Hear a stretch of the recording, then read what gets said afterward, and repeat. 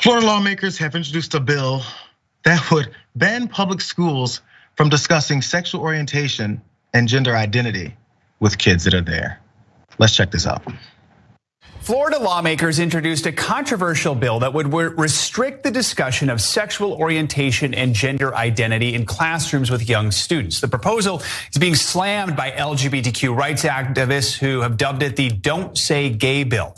One of the most vocal opponents of the bill is Chasten Buttigieg, a former teacher and the husband of Transportation Secretary Pete Buttigieg. He directed his criticism at Florida Governor Ron DeSantis, saying bluntly, "This will kill kids," adding that this legislation would make Florida a harder place for LGBTQ kids to survive in. So the bill broadly prohibits school districts from encouraging classroom discussion about sexual orientation or gender identity in primary grade levels. And it gives parents the right to bring a lawsuit against a school that they think has violated the policy. So proponents of the bill say it's meant to preserve the rights of parents to be in charge of their children's upbringing. But LGBTQ advocates are really afraid of the impact it could have. You can take a look at this statement from advocacy group Equality Florida, which said this legislation is meant to stigmatize LGBTQ people, isolate LGBTQ kids, and make teachers fearful of providing a safe, inclusive classroom.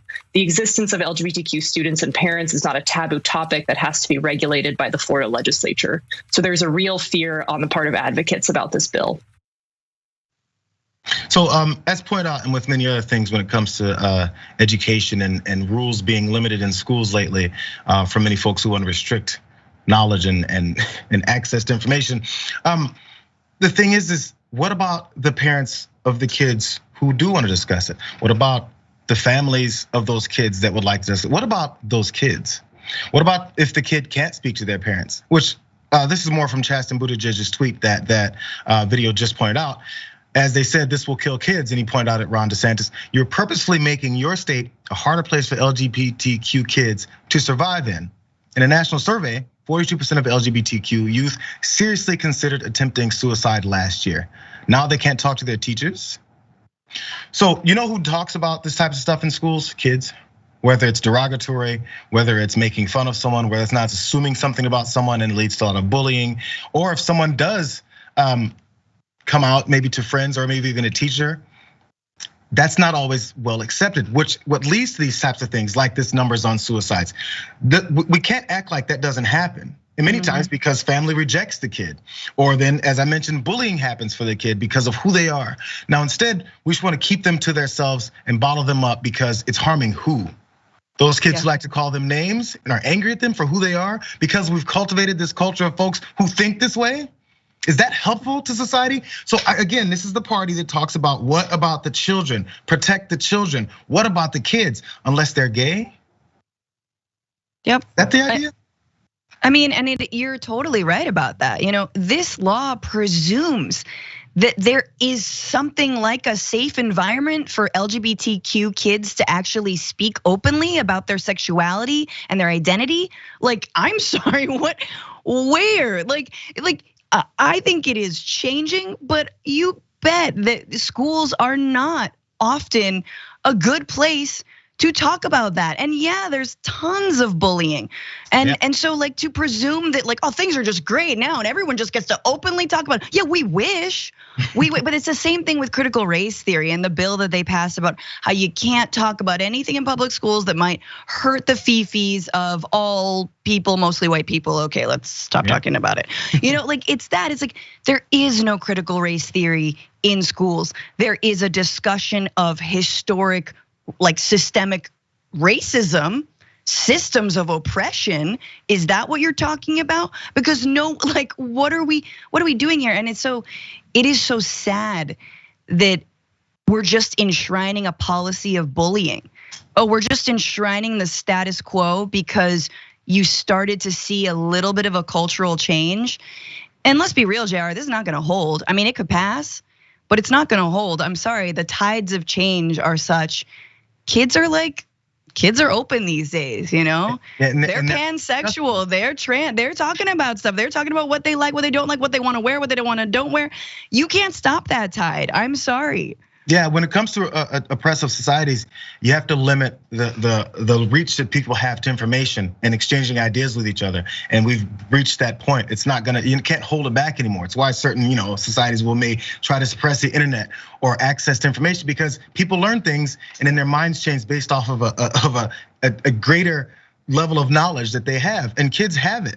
And we talk again. You mentioned critical race theory. There's kids in many of these schools are like, this is insane. You mean you're gonna not let us read a book? You think we don't have enough brains to think for ourselves once we read something? So here's one more details from this bill, which by the way, some of the specifics here. The two bills in the state legislature, HB 1557 and SB 1834, state that a school district, quote, may not encourage classroom discussion about sexual orientation or gender identity in primary grade levels, or in a manner that is not age appropriate or developmentally appropriate for students, right? Just yesterday, I did the story about them, about this gun manufacturer that is making a JR-15 for 3-year-olds because they need to learn early and shoot soon as possible. We can't teach our children about who they are or who their maybe friends are as they go through their lives. What about the education for things like this? It's a pick and choose for how young you want to teach kids about life, but we're going to teach them about guns, which many times ends life in these same situations at these schools. One more time, down to graphic number 6, because this does repeat history as we talk about going forward, and we're this forward-thinking country, but in fact, many of us want to bring us back. It does sound a little bit like the no homo bills of the 90s. The LGBTQ advocacy organizations say that these bills are reminiscent of those no promo homo laws in the 90s that barred educators from discussing queer topics in schools, but with an added mandate on parent and family involvement. Yeah, it's back to the culture war. Yeah. Sorry, yeah, it's just that culture war, tap that little culture war third rail and you got it, and like as if, and just pretend as if everyone's just talking about LGBTQ plus issues every single day, 24 hours. You just start off, a class with Will and Grace episodes. Everybody knows that that's how every classroom is started in first grade. But these are the same people who years ago, probably in the 90s, were like, no, you can't talk about you can't talk about safe sex, abstinence only, and not even that. Let's not talk about parts and anything. We just have bodies from the waist up. There is nothing from the waist down.